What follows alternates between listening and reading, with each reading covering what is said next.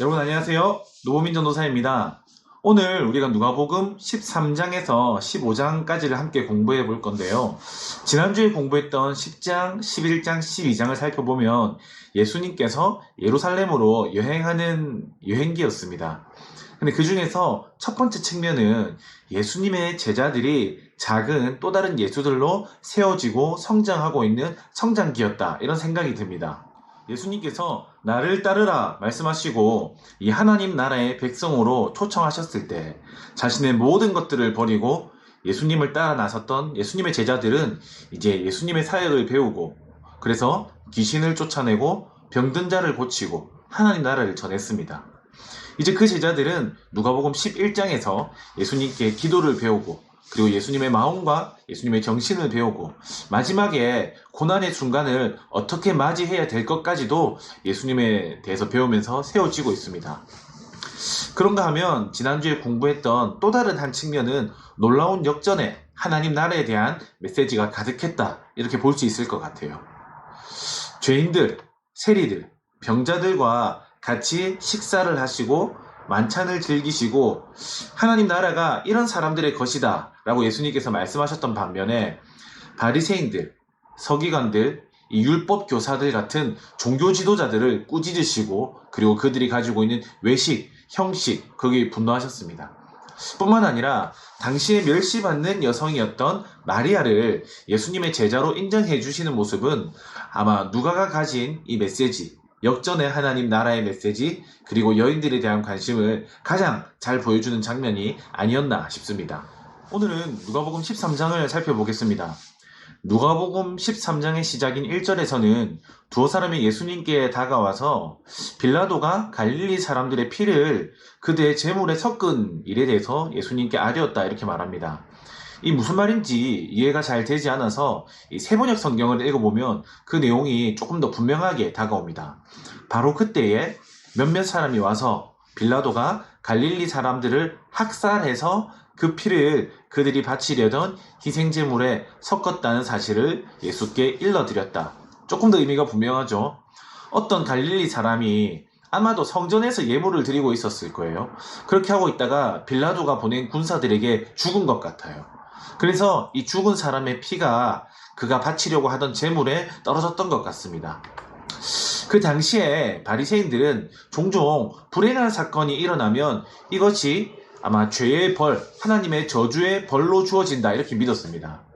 계속해서 이런 얘기를 하고 있는데 가난, 그리고 질병, 장애, 그리고 이방인으로 태어난 것도 하나님께 죄를 지은 결과 그리고 하나님께 범죄한 결과의 저주를 받은 것으로 이해했기 때문에 오늘 이 사건을 보면서 저 사람이 도대체 하나님께 얼마나 크게 죄를 지었으면 다른 자리가 아니라 하나님을 예배하는 자리, 하나님께 제물을 드리는 자리에서 죽게 되었을까?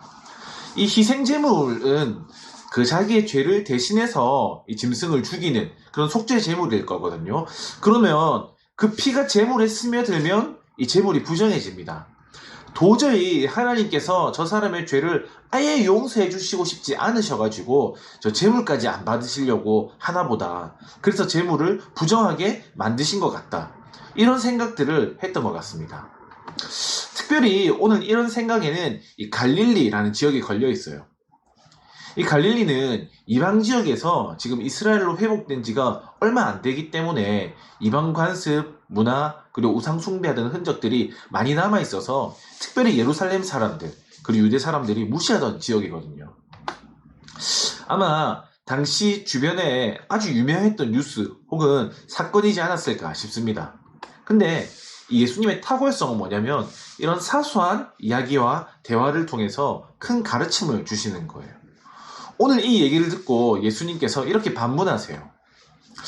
대답하여 이르시되 너희는 이 갈릴리 사람들이 이같이 해를 받음으로 다른 모든 갈릴리 사람들보다 죄가 더 있는 줄 아느냐? 이 사람들은 그렇게 생각했는데 죄가 더 있기 때문에 이런 사고를 받은 게 아니다라는 말씀이시죠. 그러면서 덧붙이는 말씀이 있어요. 또 실로암에서 망대가 무너져 치어 죽은 18사람이 예루살렘에 거한 다른 모든 사람보다 죄가 더 있는 줄 아느냐? 실로암에서 망대가 무너졌어요. 거기에 그 오늘로 따지면 큰 건물이 무너진 거거든요. 마침 지나가던 사람들 18명을 덮쳐가지고 그 사람들이 죽었대요. 자, 이 그림은 제임스 티소라는 화가가 그린 실로암 망대라는 그림이거든요. 사람들은 저 실로암 망대가 무너져서 죽은 사람들을 보면서 저 사람들이 죽은 거를 보니까 분명히 하나님께 죄를 지었구나, 범죄했구나, 하나님의 저주를 받았구나 생각했는데 예수님은 아니랍니다. 다만 3절과 5절에서 토시 하나 안 틀리고 똑같이 주시는 말씀이 있는데 바로 이것입니다. 너희에게 이르노니 아니라 너희도 만일 회개하지 아니하면 다 이와 같이 망하리라. 회개하지 않으면 똑같습니다. 회개하는 게 중요한 거예요. 지난번에 얘기했다시피 회개는 단순히 내가 잘못했구나, 하나님 잘못했습니다, 반성하고 죄 뉘우치는 게 아닙니다. 하나님 나라 백성으로 완전히 돌이켜서 머리끝에서부터 발끝까지 변화되는 것, 그것이 회개입니다. 오늘 예수님은 이 이야기 뒤에 열매 맺지 못하는 무화과 나무에 대한 내용의 비유를 드십니다. 그런데 그 내용이 이렇습니다. 한 사람이 이 포도원에 무화과 나무를 심었어요. 그리고 3년 동안 이 무화과 나무가 열매 맺기를 기다렸습니다. 그런데 열매를 안 맺은 거예요. 여러분, 당시에 포도나무를 심을 때는 우리가 먹을 만한 열매를 수확하기까지 3년 정도 시간이 걸린다 그래요. 근데 무화과 나무는 해마다 이 열매를 맺는 그런 나무거든요. 이 포도원에다가 무화과 나무를 심은 한 가지 이유는 이 열매 때문이에요. 그런데 열매를 맺지 못하니까 이 주인이 이 나무 이거 찍어버려야겠다, 내버려야겠다. 왜냐면 포도나무에 갈 영양분까지 이 무화과 나무가 쭉쭉 빨아먹고 있거든요. 근데 열매 맺지를 못합니다. 예전에 세례요한이 이런 말을 했어요. 그러므로 회개에 합당한 열매를 맺어라. 그러니까 사람들이 찾아와가지고 우리가 어떻게 살아야 됩니까? 군인들이 어떻게 살아야 됩니까? 세리들이 어떻게 살아야 됩니까? 어떤 삶을 살아야 됩니까? 물어보기 시작했잖아요. 이 열매 맺지 못하는 무화과 나무는 회개하지 않는 이스라엘 백성들이에요. 회개의 열매를 맺지 못하는 이스라엘 백성들입니다. 하나님께서 회개하기를 기다리시고 열매 맺기를 기다리시고 1년 포도원 주인이 기다린 거예요. 이미 충분히 기다렸습니다. 하지만 더 이상 열매 맺지 못하는 것을 보시고 하나님께서 이 백성을 찍어내 버리겠다라고 말씀하시는 거예요. 다만 오늘 이 본문을 읽어보면 8절 9절에서 이 포도원 지기가 주인님, 내가 1년 동안 거름도 주고 한번 잘 길러볼 테니까 1년만 한번 참아봐 주십시오 라고 요청을 합니다. 바로 예수님의 사역이에요. 예수님이 하셨던 일들은 이 백성들에게 1년의 시간을 더 얻어주는 은혜의 사역이었습니다.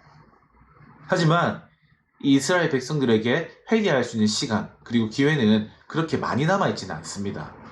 회개하지 않으면, 변화되지 않으면, 돌이키지 않으면, 하나님 나라의 백성이 되지 않으면, 열매 맺지 못하면 아까 앞에 나온 갈릴리 사람들처럼 혹은 실로암 망대에 치여서 죽은 18명의 사람들처럼 망하게 될 것입니다. 그것이 오늘 이 장의 내용입니다. 뒤에 이어서 나오는 장면은 예수님께서 꼬부라져서 조금도 펴지 못하고 있는 한 여인을 고쳐주시는 내용이 나옵니다. 성경은 이 여인이 귀신에 들려서 18해 동안이나 앓았다라고 나오는데 바로 앞에 나왔던 이 실로암 망대에 치여 죽은 18사람이 떠오르게 됩니다. 이것은 이 여인이 아픈 이유가 결코 다른 사람들보다 더 죄가 많기 때문이 아니다, 이거를 의미하는 거거든요. 예수님께서 안식일에 이 여인을 고쳐주시는데 이 13절을 읽어보면 예수님께서 안수하셨다 이렇게 기록하고 있습니다. 손을 대서 고친 것이죠. 이거는 단순히 말로 나아라, 회복하라 라고 고쳐주신 것과는 차이가 있습니다. 이 손을 댄다는 구체적인 행동이 있기 때문에 어찌 보면 안식일을 범하고 어기는 것으로 해석될 수 있기 때문에 그래요. 아니나 다를까 오늘 회당장이 예수님께 이렇게 말합니다. 병을 고치는 일은 6일 동안 하면 되는데 왜 하필 굳이 안식일에 이런 일을 하느냐라고 분을 냅니다. 성경을 읽어보면 예수님께서 안식일에 사람들을 고치신 장면이 굉장히 많이 나오거든요. 굳이 안식일에 말입니다. 지난번에 살펴봤던, 여러분 기억나시나요? 이 손 마른 자, 그 사람도 안식일이었고요. 그리고 회당에서 귀신을 쫓아내신 일이 있었습니다. 그리고 오늘 본문에 나온 이 꼬부라진 여인은 예수님께서 안식일에 고쳐주셨고, 뒤에서 우리가 바로 살펴볼 건데 누가복음 14장에는 수종병에 걸린 사람을 예수님께서 고쳐주십니다. 이 베드로의 장모가 열병에 걸렸을 때 예수님께서 고치시는데 그날도 안식일이었고요. 그리고 여러분, 설교 때 들었는데 혹시 기억나나요? 요한복음에 보면 이 베데스다, 말이 잘 안 나오네요. 베데스다라는 연못가에서 38년 동안 일어나지 못했던 병자를 예수님께서 고쳐주세요. 네 자리를 들고 일어나라. 이날도 안식일이었습니다. 그것도 요한복음에 보면 이 날 때부터 맹인이었던 사람을 이 실로암 못에 가서 눈을 씻으라, 지능을 펴바르고 고쳐주시는데 이날도 안식일이었습니다. 이쯤 되면 예수님께서 일부러 안식일에 이 병자를 고쳐주시고 이런 치유의 사역을 하시는데 분명한 이유가 있을 거다, 이런 생각이 듭니다. 자, 첫 번째 이유는 뭘까요? 첫 번째 이유는 예수님께서 당신이 안식일의 주인이라는 것을 알려주시고 싶었던 거예요. 사람들은 늘 안식일에 예수님께 까불었습니다. 그런데 주인 앞에서 까본 거예요. 두 번째 이유는 예수님께서는 진짜 안식일이 무엇인지 이스라엘 백성들한테 알려주고 싶으셨기 때문에 그렇습니다. 이 누가복음 6장을 보면 여러분 기억나십니까? 안식일에 손 마른 사람을 고쳐주시면서 예수님이 하셨던 말씀이 있어요. 안식일에 선을 행하는 것과 악을 행하는 것, 생명을 행하는 것과 죽이는 것 중에서 어떤 것이 옳으냐, 이렇게 물어보셨어요. 여러분, 안식일은 특히 구약을 읽어보면 구약의 출애굽기 그리고 신명기에서 하나님의 창조를 기억해야 되고, 그리고 출애굽한 구원의 하나님을 기억하기 위해서 안식일을 지켰어야 됐거든요. 근데 사람들이 이것을 기억했을까요? 구원을 기억했을까요? 하나님을 기억했을까요? 아니면 창조주 하나님을 기억했을까요? 그래서 이 안식일에 지켜야 될 안식일의 진짜 정신은 자유, 억눌린 것이 해방되는 것, 생명, 기쁨, 창조, 그리고 쉼. 특별히 저 출애굽기에는 네가 쉬는 것뿐만 아니라 네 종들도, 네 가축들도, 너희 집에 온 나그네들도, 노비들도, 노예들도 다 쉬어야 된다. 쉼을 누리게 해야 된다. 라는 게 안식일이에요. 그것들이 일어나야 하는 날이 안식일입니다. 그런데 사람들은 이 진짜 안식일의 의미를 잃어버리고 하나님을 잃어버리고 자기들이 만든 전통과 규정만 챙겼습니다. 그걸 보고 마가복음 7장 8절에서 예수님은 이렇게 비판하십니다. 너희가 하나님의 계명은 버리고 사람의 전통을 지키느니라. 그런가 하면 오늘 본문에서는 예수님께서 사람들의 이런 외식에 대해서 비판하고 싶으셨어요. 자, 15절을 읽어보시면 사람들은 안식일에 일을 하면 안 된다라고 하면서 자기 소나 나귀를 외양간에서 풀어내서 이끌고 가서 물을 먹였습니다. 이거 일이죠. 이런 본문들이 많이 나옵니다. 자기 자신은 안 지키면서 다른 사람들에게 지키라고 강요하는 것, 이건 뭔가요? 외식이잖아요. 오늘 예수님께서는 외양간에 묶여있던 게 아니라 사탄에게 묶여있었던, 그리고 소가 나귀가 아니라 아브라함의 딸이었던 이 꼬부라진 이 여인을 풀어주는 게 안식일에 옳지 않겠느냐, 이렇게 말씀하십니다. 맞는 말이죠. 그냥 다른 본문에는 이 안식일 사건에서는 이 예수님을 향해서 사람들이 분노하고 예수님을 어떻게 죽일까 고민하는데, 다행히 오늘 사건을 읽어보면 사람들이 부끄러워하고 하나님께 영광을 돌리는 것으로 이 사건이 마무리되게 됩니다. 18절에서 30절까지는 하나님의 나라에 대한 가르침이 나옵니다. 먼저 두 가지 비유를 들려주시는데, 첫 번째는 이 채소밭에 심은 아주 작은 겨자씨가 크게 자라나서 나무가 되고 거기에 새들이 깃들게 된다라는 비유이고, 두 번째는 이 가루 서말, 서말은 새 말입니다. 말 알죠? 말.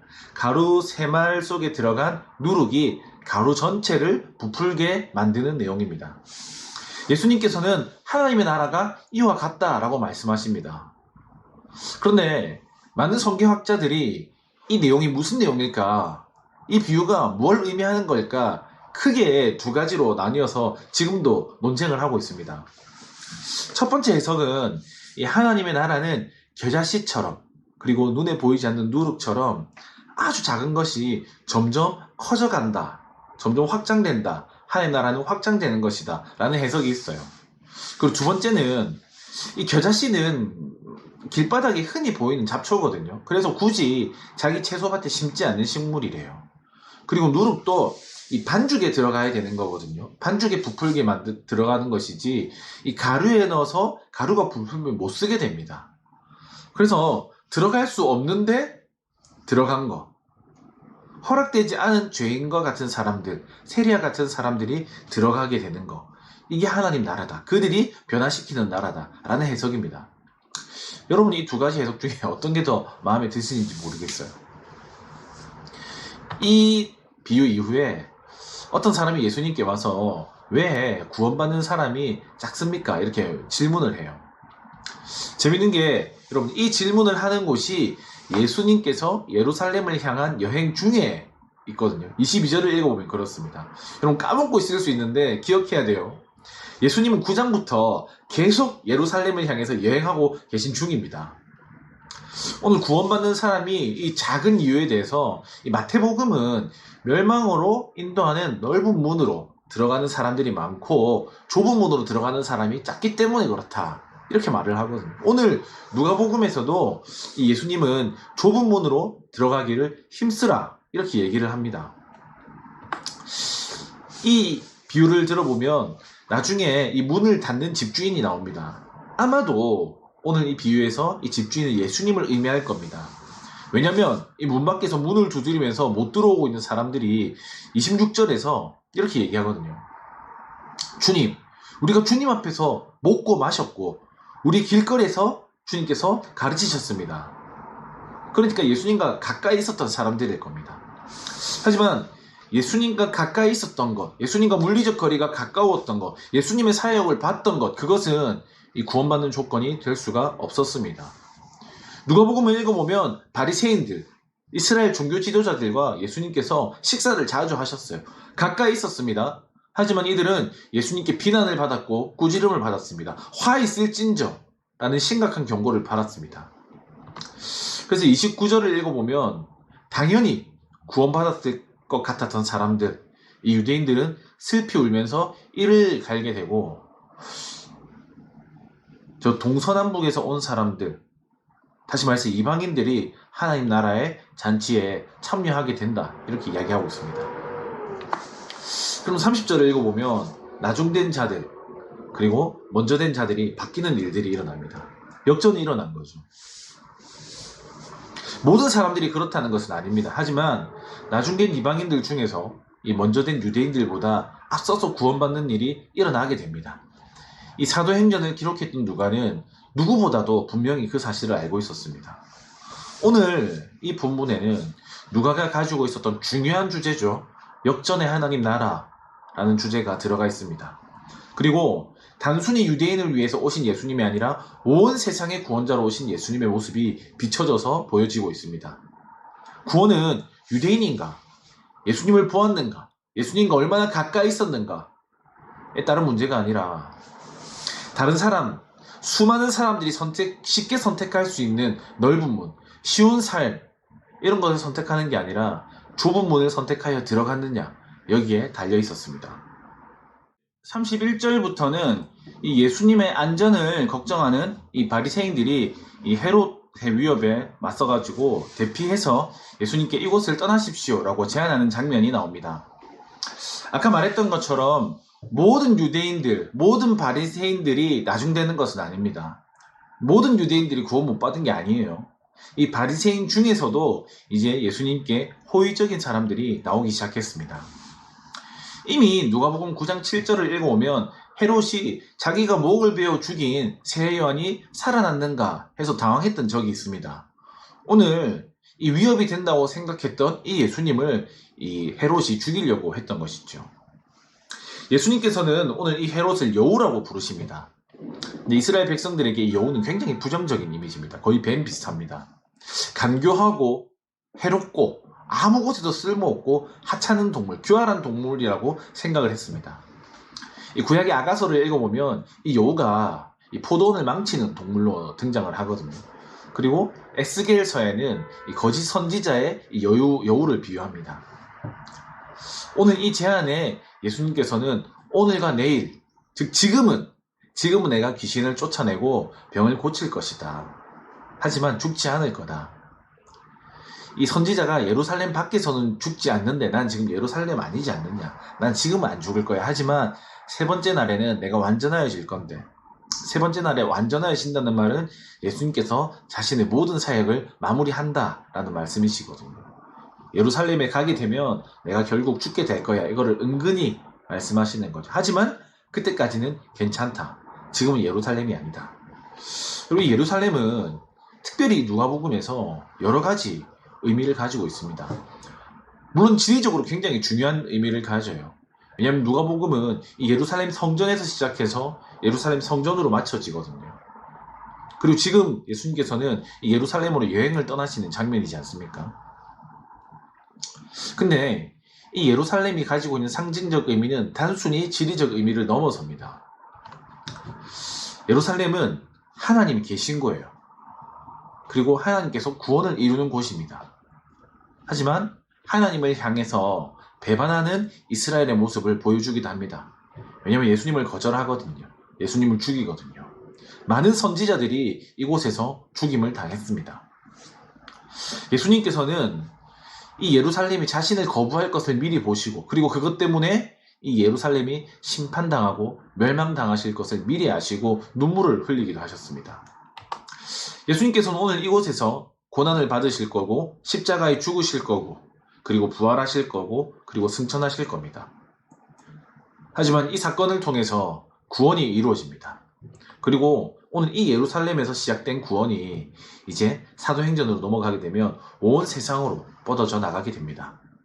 예루살렘은 예수님에게, 그리고 누가복음에게 그런 의미를 가지고 있죠. 누가복음 14장 1절에서 24절까지 나오는 내용은 예수님께서 식사 자리에서 이제 일어났던 이야기들입니다. 여러분, 예수님께서 죄인들, 그리고 세리들, 장기들, 가난한 사람들, 그리고 몸에 장애가 있었던 병자들과 가졌던 식사 기억나시나요? 그리고 이 바리새인들, 이 율법 교사와 같은 이 종교 지도자들과 함께 가졌던 식사 자리는 분명히 계속해서 어떤 대조를 이루고 있습니다. 여러분, 계속 느껴지고 계시죠? 오늘 이 14장 1절을 보면 예수님께서 이 바리새인 지도자의 집에 들어가십니다. 벌써부터 느낌이 옵니다. 그렇죠? 그리고 더군다나 그날은 안식일이에요. 장난 아니에요. 아니나 다를까 2절을 보니까 그 자리에 수종병에 걸린 사람이 있습니다. 모든 조건이 이제 다 완성됐어요.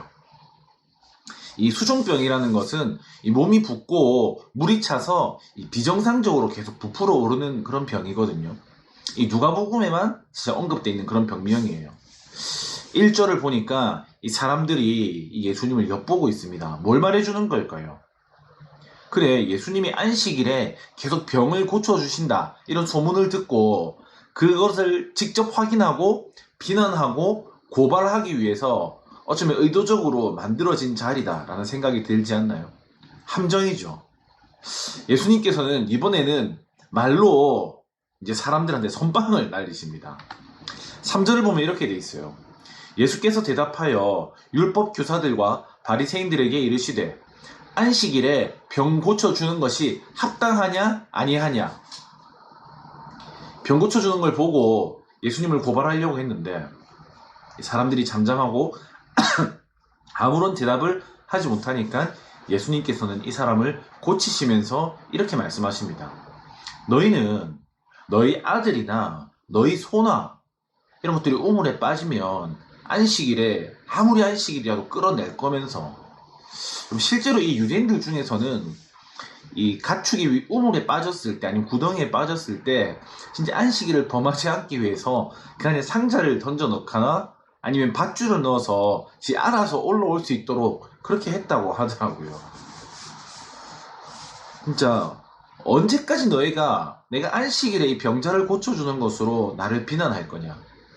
너희는 이미 안식일에 정신을 다 잃어버리고 이 자유하게 하는 걸 잃어버리고 회복시키는 거, 생명, 기쁨, 쉼, 하나님을 기억하는 거 다 잃어버리고 사람이 만들어낸 계명만 지키고 있으면서 너희는 안식일 지키지도 않고 다른 사람들을 향해서 공격하는 날, 안식일을 왜 안 지키느냐, 율법에 매여서 공격하는 날이 안식일이었는데 언제까지 나한테 비난하려느냐 하시는 거죠.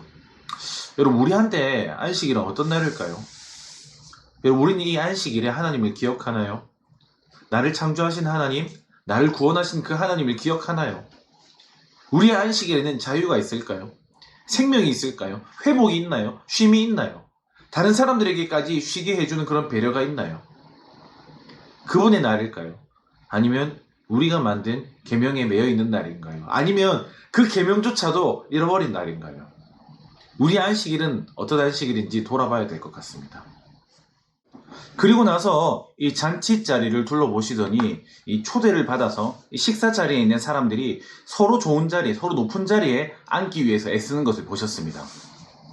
예수님께서는 이 높은 자리에 앉게 되면 끝자리로 가게 될 거고, 그리고 끝자리, 마지막 자리에 앉게 되면 높은 자리에 앉게 될 것이다, 이렇게 말씀하십니다. 생각해보면 예수님의 제자들도 언제나 네가 크냐 내가 크냐 서로 누가 크냐라는 논쟁으로 다퉜던 것이 기억이 납니다. 예수님 당시에 그 성전에서 지내는 이 희생제사를 불결하다고 생각해서 쿰란이라는 지역에서 그 동굴 안에서 자기들끼리 성결 예식을 지키면서 이렇게 공동체를 이루고 있던 사람들을 쿰란 공동체라고 불렀는데, 이 사람들은 이 공동체 안에서 제일 거룩한 사람들에게 어떤 영광의 자리가 주어질 거다, 이렇게 생각을 했어요. 그런데 이 생각들 속에서도 보면 사람들 안에는 명예를 좋아하고, 그리고 높은 곳을 좋아하고, 높임받기를 원하는 이 사람들의 마음, 인간의 본성이 반영되어 있는 것 같아요. 사람은 다 그런 걸까요? 예전에 예수님께서 이 바리새인의 집에서 식사하실 때 이런 말씀을 하셨잖아요. 너희 바리새인들과 너희 율법교사들은 시장이나 길거리 높은 곳에서 사람들한테 문안받는 것을 참 좋아하더라, 말씀하신 적이 있었습니다. 여러분, 그리스도인은 스스로 내가 높구나, 내가 높아져야지 착각하는 사람들이 아니에요. 예수님께서 십자가에 못 박혀서 죽으시기까지 낮아졌을 때 하나님께서 예수님을 높이신 것처럼, 우리는 우리 자신이 낮아질 때 예수님께서 오히려 우리를 높여주시는 것들을 경험해야 됩니다. 그게 오늘 누가복음에서 계속해서 나오는 이 역전의 신학인 거죠. 오늘 예수님은 자기를 청했던 바로 그 바리새인에게 너희가 초대받았을 때 낮은 자리에, 끝자리에 앉아라 라는 이런 메시지뿐만 아니라 초대할 때도 똑같은 원리로 해야 된다고 가르치십니다. 당시 사람들은 그런 생각이 있었어요. 유명한 사람들, 존경받는 사람들이 우리 집에 들어와서 식사를 하게 되면 내 명예도, 다음에 나의 가치도 우리 집에 왔던 그 사람처럼 같이 올라간다라고 생각했습니다. 그래서 명예로운 사람들, 그리고 존귀한 사람들을 자기 집에 식사 자리에 많이 초대했습니다. 마치 우리가 음식점에 가면 이 유명한 연예인들이 방문했을 때 그 사인 같은 거, 사진을 받아서 걸어 놓잖아요. 그러면 우리 음식점도 아마 맛집인 것처럼, 이 연예인이 찾아올 만큼 이름 있는 집인 것처럼 알려지는 그런 마음입니다. 지금까지 예수님을 식사 자리에 초대한 바리새인들이 많았어요. 종교 지도자들이 많이 있었습니다. 이들도 아마 이와 유사한 마음, 비슷한 마음으로 아마 예수님을 초대하지 않았을까요? 근데 예수님은 오늘 오히려 가난한 사람들, 저는 사람들, 눈먼 사람들을 초대해야 된다고 가르쳐 줍니다. 왜냐면 이 사람들은 다시 갚을 수 있는 능력이 없는 사람들이거든요.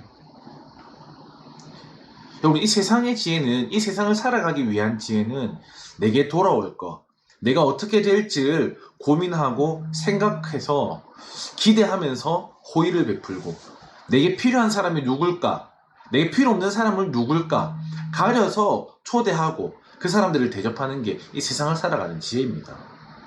안타깝지만 그럴 수밖에 없어요.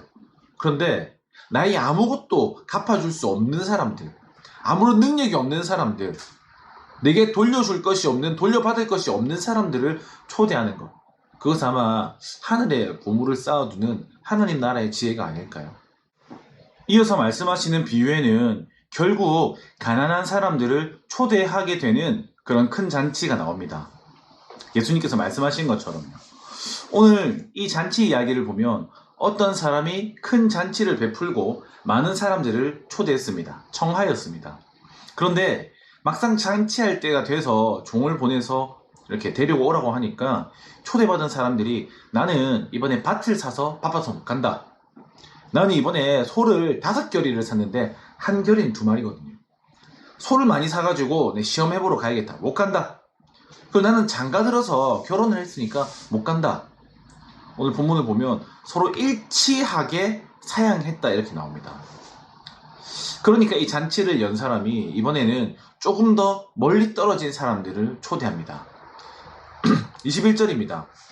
종이 돌아와 주인에게 그대로 고하니 이에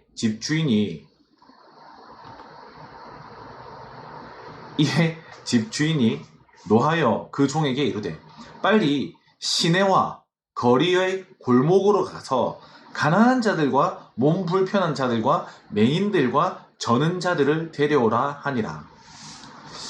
아까 전에는 가까운 사람들이었다면 이번에는 시내 거리와 골목으로 가서 가난한 사람들, 몸이 불편한 사람들, 맹인들, 저는 자들을 데려오라고 합니다. 아까는 부탁을 했어요. 청했어요. 그런데 이번에는 데려오라고 합니다. 훨씬 더 강도가 높아졌죠. 그런데도 빈자리가 남았습니다. 이번엔 종들을 어디로 보냅니까? 이 주인이 종에게 이르되 길과 산 울타리 가로 나가서 사람을 강권하여 데려다가 내 집을 채우라. 이제는 이 마을을 벗어난 거예요. 길로 나가고 산 울타리 가해로 가서 사람들을 강하게 권하여 집을 채우라고 합니다. 점점 더 멀리 그리고 점점 더 강해지고 있습니다. 아마 이 사람들은 이방인으로 볼 수 있어요. 왜냐면 도시를 벗어났잖아요. 아마 처음 내가 초대했던 사람들은 나에게 필요하다고 여겨지던 사람들이었을 거예요. 아마도 부유한 사람들이었을 거예요. 왜냐면 밭을 사고 소를 사고 지금 결혼을 하고 장가드는 그런 사람들이기 때문에 그렇습니다. 하지만 오늘 결국 이 잔치 자리에 초대된 사람들은 누굽니까? 병자들, 맹인들, 심지어 이방인들입니다. 그리고 처음 초대했던 사람들은 결국 아무도 이 잔치에 못 들어왔다 이렇게 기록하고 있습니다. 이것은 결국에 하나님 나라는 이런 사람들의 것이 될 것이다 라는 메시지가 들어있어요. 그 두 번째는 유대인들이 결국 이 사람들을 거부하고 무시하고 혐오하고 배척했지만 결국 새롭게 만들어질 이 공동체에는 이러한 사람들을 받아들일 수밖에 없게 되겠구나 라는 메시지가 담겨 있습니다. 마지막으로 14장 25절에서 35절에는 예수님의 제자가 되는 조건에 대해서 나옵니다. 수많은 무리가 예수님과 같이 길을 가고 있을 그때 예수님께서는 누가 내 제자가 될 수 있을 것인지 조건을 말해줍니다. 부모, 그리고 자식, 형제, 자매를 넘어서 자기의 목숨까지도 미워하는 사람, 이런 사람들이 내 제자가 될 수 있다. 내 모든 소유를 버리는 사람, 그리고 자기 십자가를 지고 예수님을 따라가는 사람, 이런 사람들이 예수님의 제자가 될 것이다 말씀하셨어요. 저거 보니까 우리 중엔 예수님의 제자가 없는 것 같아요. 그냥 우리 예수님을 따라가는 수많은 무리 중에 한 명인데 과연 우리는 언제쯤 예수님의 제자가 될 수 있을까? 여기까지가 누가복음 14장 내용이었습니다. 누가복음 15장에서 예수님께서는 한 번 더 이 죄인들, 세리들과 식사 자리를 갖습니다. 이 누가복음 15장 1절과 2절을 읽어보면 모든 세리와 죄인들이 말씀을 들으러 가까이 나왔어요. 2절 바리새인과 서기관들이 수군거려 이르되 이 사람이 죄인을 영접하고 음식을 같이 먹는다 하더라. 오늘 죄인들과 세리들이 예수님께 이 말씀을 듣기 위해서 가까이 나오는 것을 보고 이 바리새인 서기관들은 마음에 들지 않아요. 그러면서 이 사람은 맨날 저 죄인들과 어울리고 죄인들과 식사를 한다라고 수군수군 자기들끼리 뒷담화를 하기 시작합니다. 그 소리를 들으시고 오늘 예수님께서는 이 비유를 말씀하십니다. 이 누가복음 15장에는 잃어버린 것을 다시 찾는 3가지 비유가 기록되어 있습니다. 첫 번째는 잃어버린 양을 찾는 내용이고요. 두 번째는 잃어버린 드라크마는 조금 이따가 설명을 할 겁니다. 드라크마를 찾는 내용이고 세 번째는 잃어버린 아들을 찾는 내용입니다. 첫 번째는 이 잃어버린 양을 되찾는 내용입니다. 우리 잘 알고 있습니다. 100마리의 양 중에서 한 마리 양을 잃어버리면 목자가 그 양을 찾으러 간다, 이런 내용이에요. 학교에서 이 설교학 교수님께 실제로 들은 이야기인데, 한 전도사님이 실제로 이 본문으로, 이 잃어버린 양을 찾는 목자 이야기를 본문으로 설교를 하시면서 설교를 딱 시작할 시간이 됐는데 밖으로 나가서 15분 넘게 안 들어왔대요. 처음에는 사람들이 어디 갔지? 선생님 무슨 일 있으신가? 뭐 전화 받고 나가셨나? 아니 뭐 화장실이 급하신가? 뭐 급동은 어쩔 수 없지. 이러면서 막 걱정을 하다가, 학생들도 처음에는 이제 폰 보다가 자기들끼리 떠들고 장난치다가 선생님 야 조용히 해 하다가 학생들 중에 도망가고 선생님 잡으러 가고, 나중에 선생님들이 진짜 전화를 수십 통을 하고 화가 머리끝까지 나가지고 어디 전도사가 이게 말이 되는 일이야? 하면서 막 분노하고 일하고 있었답니다. 바로 그때 전도사님이 들어왔대요. 그러면서 이렇게 설교를 시작하셨답니다. 사랑하는 여러분, 오늘 이 들판에 남겨져 있던 99마리의 양은 아마 우리와 같은 모습이지 않았을까요? 아마 목자는 한 마리 양을 찾으러 가면서 이런 상황이 벌어질 거라는 것을 예상했을지도 몰라요. 아니면 아예 예상을 못했을 수도 있습니다. 왜냐하면 목자의 관심은 잃어버린 양을 되찾는 것, 거기에만 있기 때문에 그렇습니다. 설령 100마리 중에 한 마리밖에 되지 않지만 오늘 이 잃어버린 양, 그것 때문에 생기는 슬픔과 근심이 이 모든 것을 다 덮어버립니다. 오늘 예수님의 마음이 그랬다는 거예요. 그때 바리새인과 서기관들은 어떤 마음이었을까요? 아, 나는 잃어버려지지 않아서 다행이다, 안전하다라는 확신. 그리고 또 하나의 마음은, 아니 우리 잘 챙기면 되지, 우리를 들판에 놔두고 저 죄인들을 만나러 가? 잃어버린 양을 찾으러 가? 그 잃어버린 양을 찾으러 가는 목자, 예수님에 대한 불만과 분노가 나타난 것이 오늘 이 첫 번째 이야기입니다. 두 번째 이야기는 잃어버린 드라크마를 찾는 한 여인의 이야기입니다. 8절을 읽어보면 어떤 여자가 10 드라크마가 있는데 하나를 잃으면 등불을 켜고 집을 쓸며 찾아내기까지 부지런히 찾지 아니하겠느냐라고 말합니다. 이 드라크마는 당시의 화폐 단위예요. 동전이에요. 그런데 1 드라크마가 일반적으로 노동자의 하루 일당 정도 되었답니다. 오늘 가치로 환산하면 한 10만원 정도 될까요? 그런데 저 당시에는 저 드라크마 10개를 가지고 이 결혼하기 전에 이 결혼할 여인에게 예물처럼 줬대요. 요즘에 시계나 반지 이런 거 주는 것처럼. 그리고 이 여인은 그 사랑하는 마음을 담아서 이걸 가지고 저 사진에 보이는 것처럼 자기를 치장했다고 합니다. 그래서 1 드라크마는 하루 일당이라는 돈의 가치보다는 장식품으로 사실 가치가 있는 거예요. 그래서 한 개를 잃어버리면 나머지 9개 드라크마가 아무런 의미가 없어지는 거예요.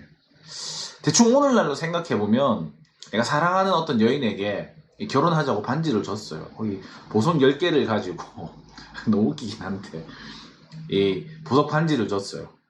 이제 서로 다른. 그런데 이 조그만 보석 한 개가 한 10만원 정도 한다고 칩시다. 근데 이게 빠진 거예요. 그러면 굳이 끼고 있어도 상관없는데 이 보석, 이 10만원 밖에 안 되는 이 보석 찾으려고 온 집을 쓸고 난리가 난 거예요. 찾고 나면 어떻게 될까요? 아, 기분 좋다. 단순히 이게 아니에요. 첫 번째 이야기, 잃은 양을 잃어버린 목자 이야기와 두 번째 드라크마를 찾은 여인의 이야기가 동일한 결론입니다. 6절을 한번 읽어보면 잃은 양을 찾은 사람의 이야기거든요. 집에 와서 그 벗과 이웃을 불러 모으고 말하되 나와 함께 즐기자, 나의 잃은 양을 찾아내었노라 하리라. 9절은 어떻습니까? 또 찾아낸 즉 벗과 이웃을 불러 모으고 똑같이 말하되 나와 함께 즐기자, 잃은 드라크마를 찾아내었노라 하리라. 똑같습니다. 아마 경제적인 논리로 생각해보면 잃어버린 양이나 이 드라크마의 가치보다는 이 잔치를 벌이는 것이 훨씬 더 비쌀 거예요. 오늘 같은 이 자본주의 사회에서는 이 돈이 최고인 사회에서는 말이 안 되는 이야기예요. 실제적으로 찾고 나서 잔치하는 걸 생각해 봤을 때 찾는 게 더 손해예요. 이 바리새인들, 서기관들 말이 맞아요. 저 죄인한테 안 가는 게 맞고, 저 잃어버린 양 외면하는 게 맞고, 드라크마 그거 뭐 안 찾는 게 맞습니다. 그런데 오늘 이 찾는 기쁨이 훨씬 더 큰 거예요. 찾으니까 기뻐서 어쩔 줄을 모르는 거예요. 오늘 그게 예수님의 마음입니다. 7절을 읽어보면 이렇게 돼 있어요. 내가 너희에게 이르노니 이와 같이 죄인 한 사람이 회개하면 하늘에서는 회개할 것 없는 의인 99으로 말미암아 기뻐하는 것보다 더하리라. 왜 예수님께서 오늘 이 비유들을 계속 말씀하시고 있는지 너무 명확하게 드러나지 않나요? 세리 그리고 죄인들이 예수님의 말씀을 들으려고 가까이 나왔을 때 이 예수님의 마음은 과연 어땠을까요? 이 마지막 세 번째 이야기는 우리가 잘 알고 있는 이 돌아온 탕자에 대한 비유입니다. 이 첫 번째 이야기가 이 양 100마리 중에 한 마리, 그리고 두 번째 이야기가 드라크마 10개 중에 한 개였다면 이번에는 2분의 1, 두 명의 아들 중에 한 아들을 되찾는 내용이에요. 이번 주 설교 여러분 기억나실지 모르겠어요. 이번 주 설교에서 오늘 이 이야기의 주인공이 누구일까라는 질문을 했었습니다. 죄를 지었지만, 분명히 죄인인 게 분명하지만, 비참한 모습이지만, 돼지를 쳤지만, 이 아들이 돌아오기를 간절히 기다리고 있는 아버지의 이야기를 들은 이 세리와 죄인들, 오늘 이야기의 둘째 아들이잖아요, 사실. 이 사람들이 이 얘기를 들었을 때 마음이 어땠을까요? 예수님의 이야기에는 언제나 외부인이지만 죄인이지만 겸손한 모습으로 하나님께 돌아오는 사람들이 있습니다. 이것을 겸손한 외부인이라고 합니다. 그런데 오늘 이 이야기에는 앞에 두 이야기, 잃은 양과 그리고 드라크마 이야기에 나오지 않는 새로운 사람이 등장합니다. 그것은 아버지 옆에 있던 큰 아들입니다. 이 큰 아들은 아버지의 재산을 창녀와 같이 허랑방탕하게 삼켜버린 이 작은 아들이 저렇게 환영받으면서 환대받으면서 돌아오는 것이 마음에 들지 않아요. 잔치하는 게 싫습니다. 오늘 이 죄인들과 세리들이 예수님께 가까이 다가올 때 이 사람들을 보고 수근수근 거렸던 이 바리새인과 서기관들 똑같은 모습이에요. 그런 의미에서 그 모습을 보고 예수님께서 이 비유의 이야기를 시작하셨기 때문에 오늘 이 이야기의 주인공은 사실 이 큰아들 바리새인과 서기관들인지도 모르겠습니다. 제발 하나님 마음을 좀 알아달라고, 너희도 지금 내 마음 모르고 내 마음에서 떠나 있다고 예수님께서 이 사람들을 향해서 말씀하고 싶으신 건지도 모르겠어요. 오늘 예수님의 이야기에 등장하는 주인공이죠. 그래서 성경을 읽어보면 오만한 모습, 진짜 교만한 모습을 가지고 예수님의 초대를 늘 거절하는 사람들이 있습니다. 하나님 안에 있다, 하나님과 친하다, 하나님과 가깝다 라고 여겨지는 사람들, 내부인이 있어요. 바리새인, 서기관, 종교 지도자들, 부자들, 하나님께 축복받았다라고 여겨지는 사람들, 하나님과 가까운 것 같지만, 하나님과 친한 것 같지만, 하나님에 대해서 잘 알고 있는 것 같지만, 율법을 지키는 것 같지만 외식하고 다른 사람들을 정죄하고 다른 사람들을 판단하고 예수님의 초대를 늘 거절했던 오만했던 내부인들이 있었습니다. 겸손한 외부인, 죄인들, 그리고 오만한 내부인들, 존경받는 지도자들. 우리는 이 중에서 어디에 더 가까울까요? 그런데 이 주일에 설교를 했던 것처럼 이 누가복음 15장 전체 내용은 잃어버린 것을 찾는 기쁨이잖아요. 그래서 이 이야기의 주인공은 사실 이 아들을 찾는 아버지입니다. 아버지가 잃어버린 아들이잖아요. 비록 돼지치고 내 마음에 대못을 박았고 나에게 죄를 지었고 내 재산도 날려버렸고 비참한 모습으로, 거지의 모습으로 돌아오고 있지만 이 아들을 찾는 기쁨이 얼마나 큰지에 대한 내용이에요. 사실 이 내용은 100마리 중에 한 마리 양, 그것과 비교할 수 없어요. 10드라크마 중에 한 드라크마, 그것과도 비교할 수 없습니다. 두 명의 아들 중에 한 명의 아들, 이것과도 비교할 수 없는 게 잃어버린 죄인이 회개해서 다시 하나님의 백성이 되는 것, 그것을 되찾는 하나님의 기쁨, 이 모든 것과 비교할 수 없는 기쁨입니다. 지금까지 높은 것들이 낮아지고 낮아지는 것들이 높아지는 역전의 신학에 대해서 누가복음의 신학에 대해서 이야기를 많이 했습니다. 그런데 이것들은 주로 이스라엘 백성들한테 일어났던 이야기예요.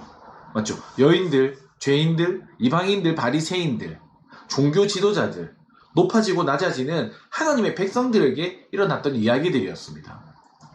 그런데 누가복음 15장을 읽어보면 잃어버린 것을 찾게 될 때, 잃어버린 자녀들을 되찾게 될 때 하나님께서도 예수님께서도 그 마음이 잃어버린 근심과 슬픔, 비통함에서 다시 기쁨으로, 이로 말할 수 없는, 형연할 수 없는 기쁨으로 완전히 바뀌어지는 일들이 일어납니다. 이 역전의 신학의 주인공은 하나님의 백성만 되는 것이 아니라 오늘 하나님께서도 예수님께서도 바로 이 역전의 신학의 주인공이 되십니다. 자, 오늘 우리가 공부했던 이 누가복음 13장에서 15장을 살펴보면 진짜 참 안식일은 어떤 것인지 우리가 살펴볼 수 있었죠. 하나님을 기억하고 하나님을 기념하고 자유가 있는 날, 해방이 있는 날, 생명이 있는 날, 기쁨이 있는 날, 쉼이 있는 날, 이웃사랑이 넘쳐야 나는 날, 이게 바로 안식일이었습니다. 죄인과 식사하는 예수님, 그리고 바리새인들과 식사하시는 예수님의 모습을 보면서 하나님의 나라에는, 그 잔치에는 어떤 사람들이 들어가는 곳인지, 겸손한 외부인들이 들어가는 것인지, 오만한 내부인들이 들어가는 곳인지 우리가 살펴봤습니다. 기억나죠? 그리고 지금도 회개하고 열매를 맺고 돌아오기를 기다리시는, 잃어버린 죄인이 회개하고 돌아오기를 기다리시는 하나님 아버지의 마음, 그리고 이 포도원 주인에게 1년만 참아달라고 말하는 포도원 지기의 마음을 우리가 볼 수 있었습니다. 우리가 다음 시간에는 이 누가복음 16장부터 18장까지를 함께 공부하게 될 텐데요. 오늘 지금까지 함께 열심히 공부해줘서 너무 고맙고요. 진짜 너무너무 고맙고, 다음 시간에 우리 누가복음 16장에서 18장으로 다시 만나면 좋을 것 같습니다. 여러분 모두 수고하셨습니다. 우리 다음 시간에 만나요. 안녕.